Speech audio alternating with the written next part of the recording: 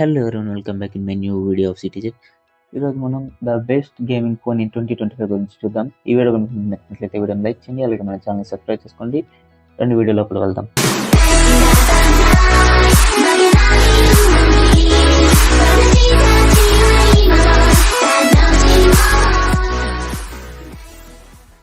Top ఫోన్లో చూసుకుంటే IQ neo 10 అయితే మనకుంది.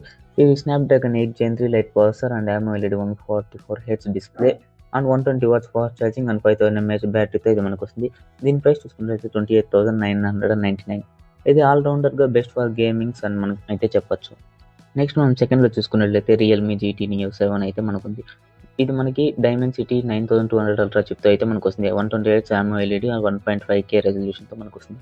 దీంతో మనకి కూలింగ్ సిస్టమ్ అయితే చాలా లాంగ్ ఫర్ గేమింగ్ అయితే మనకు ఉంటుంది. దీని ప్రైస్ చూసుకుంటే 29,499 అయితే మనకు ఉంటుంది. ఇది మనకి పర్ఫెక్ట్ ఫర్ గేమింగ్ అండ్ దీంతో కూలింగ్ పర్ఫార్మెన్స్ అయితే చాలా బాగుంటుంది. నెక్స్ట్ చూసుకున్నట్లయితే మనకి ఇక్కడ పోకో F6 Pro అయితే ఉంది. ఇది మనం చూసుకున్నట్లయితే Snapdragon 8 Gen 2 stereo speakers plus Dolby అట్మాస్తో మనకు వస్తుంది. ఇది 67 watts fast charging and 5000 mAh బ్యాటరీతో మనకి అయితే వస్తుంది. దీని ప్రైస్ చూసుకున్నట్లయితే 27,999 అయితే మనకు పడుతుంది. ఇది మనకి గేమింగ్లో బెస్ట్ చిప్ ప్రొవైడ్ చేస్తుంది.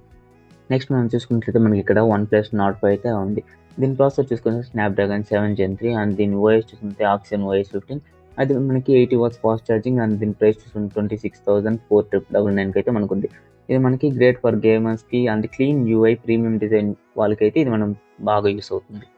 నెక్స్ట్ మనకి ఫైనల్గా ఇక్కడ చూసుకున్నట్లయితే Redmi Note 15 Pro Plus అయితే మనకుంది. ఇది మనకి Dimensity 8300 ultra 200 MP OIS camera and 128 curved AMOLED display. దీని ప్రైస్ చూసుకుంటే 26,000. ఇది మనకి బ్యాలెన్స్డ్ ఫర్ గేమింగ్ అండ్ ఫోటోగ్రఫీతో మనకు వస్తుంది. ఈ టాప్ 5 గేమింగ్ ఫోన్స్లో మీకు ఏది నచ్చిందో కమెంట్ చేయండి. ఇలాంటి మరిన్ని ఇంట్రెస్టింగ్ వీడియోస్ కోసం మన ఛానల్ సబ్స్క్రైబ్ చేసుకోండి. నెక్స్ట్ వీడియో కలుద్దాం. బాయ్.